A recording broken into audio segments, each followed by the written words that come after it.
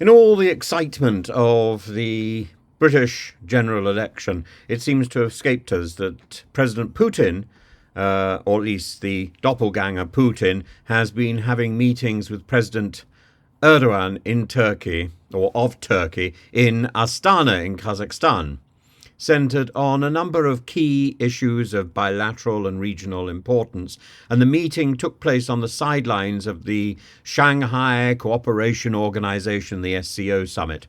And both leaders reaffirmed their commitment to strengthening bilateral ties. They discussed increasing the bilateral trade volume to $100 billion from the current $55 billion. And despite a recent decline in trade volume, largely due to increased US pressure on Ankara to limit Russia's companies using Turkey to bypass Western sanctions, trade between the two countries remains significant. Erdogan offered Turkey's help to mediate to end the Ukraine-Russian war, expressing belief in the possibility of a fair peace that suits both sides. However, Dmitry Peskov, the Kremlin spokesperson, categorically ruled out the possibility of Erdogan acting as an intermediary in the conflict without providing specific reason. Why? Why? Why would he do that? What I don't understand is Erdogan is one of the few people who is actually talking to both sides, but Moscow doesn't seem to want this. Moscow wants to dictate the terms of negotiation. In other words, Moscow, the Putin doppelganger, wants to dictate a surrender by Zelensky. That's not negotiations. The leaders also discussed the ongoing conflict in Syria, which seems to get forgotten so often at the moment, where Turkey and Russia support opposing sides. And Erdogan reiterated Turkey's readiness to cooperate in finding a solution to the Syrian civil war, emphasizing the need to prevent instabilities that foster terrorist organizations. But once again, the Putin doppelganger, doesn't seem interested in solutions, only in keeping the status quo of chaos.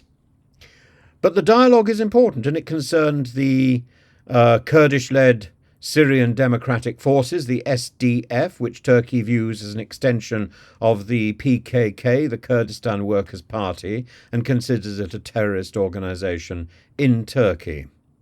The conversation also touched on Gaza and other regional stability issues.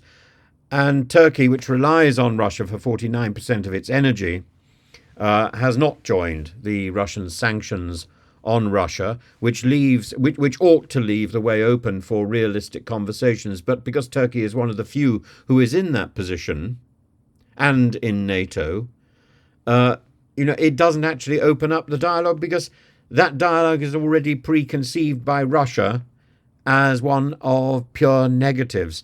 The trade between the two countries nearly doubled since 2022, reaching $62 billion. Erdogan's approach of trying to maintain good relations with both Russia and Ukraine while being a NATO member is a positive, and it shows that it is possible to do two things at once. It is possible to have two hands.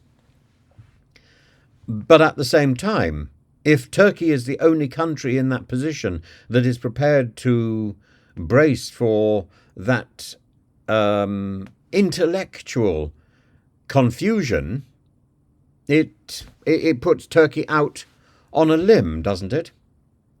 And therefore it's not surprising that the Putin doppelganger runs or tries to run rings round Mr. Erdogan, because that's actually what's happening. And what we need is more people, more countries having a conversation with Putin, more countries doing this, rather than just leaving it to Turkey. That conversation is the way forward. Conversation is always the way forward, not capitulation. And what Russia terms negotiation with Zelensky is capitulation. That should never be on the cards, particularly not when it's dictated by the invader of the country, by the power that betrayed all the principles of civilized interaction.